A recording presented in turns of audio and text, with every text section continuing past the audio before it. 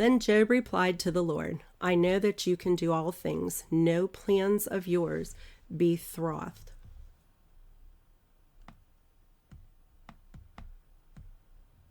You ask, who is that obscures my counsel without knowledge? Surely I spoke of things I did not understand, things too wonderful for me to know. You said, listen now, I will speak. I will question you, and you shall answer me. My ears have heard you, but now my eyes have seen you. Therefore I despise myself and repent in dust and ashes.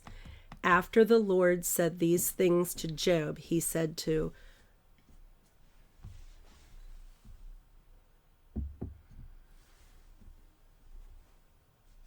Eliphaz the Temanite, I am angry with you and your two friends, because you have not spoken of me what is right, as my servant Job has.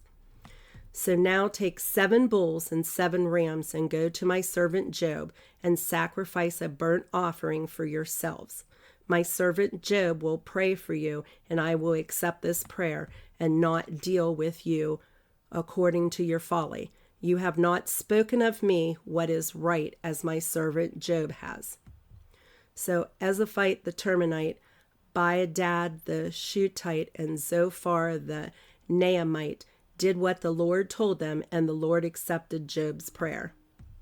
After Job had prayed for his friends, the Lord made them prosperous again and gave him twice as much as he had before.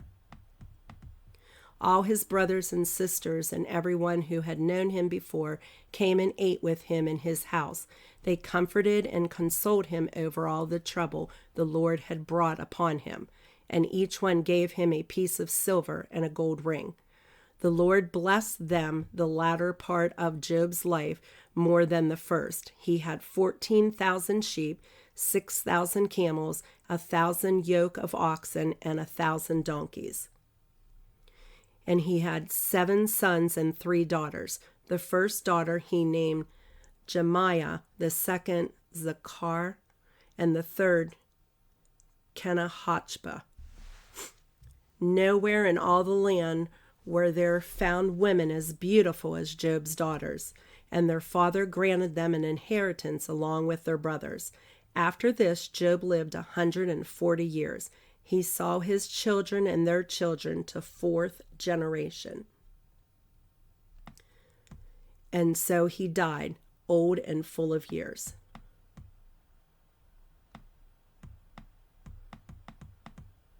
Psalms 1.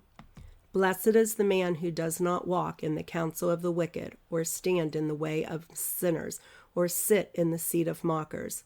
But his delight is in the light of the Lord, and on his law he meditates day and night. He is like trees planted by streams of water, which yields its fruit in season, and whose leaf does not wither. Whatever he does prospers. Not so the wicked. They are like chaff that the wind blows away. Therefore the wicked will not stand in the judgment, nor sinners in the assembly of the righteous. For the Lord watches over the way of the righteous, but the way of the wicked will perish. Psalms 2. Why do the nations conspire and the people plot in vain? The kings of earth take their stand, and the rulers gather together against the Lord and against his anointed one.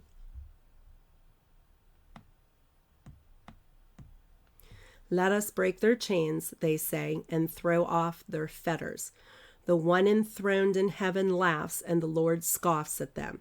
Then he rebukes them in his anger and terrifies them in his wrath, saying, I have installed my king of Zion, my holy hill.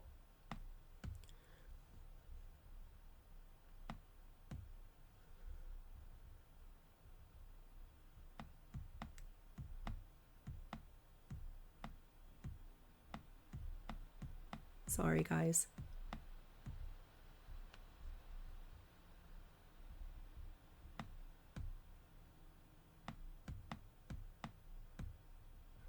I will proclaim the decree of the Lord. He said to me, You are my son. Today I have become your father. Ask of me, and I will make the nations your inheritance, the ends of the earth your possessions. You will rule them with an iron scepter. You will dash them to pieces like pottery. Therefore, you kings, be wise, be warned, you rulers of the earth. Serve the Lord with fear and rejoice with trembling. Kiss the Son, lest he be angry and you be destroyed in your way, for his wrath can flare up in a moment. Blessed are all who take refuge in him.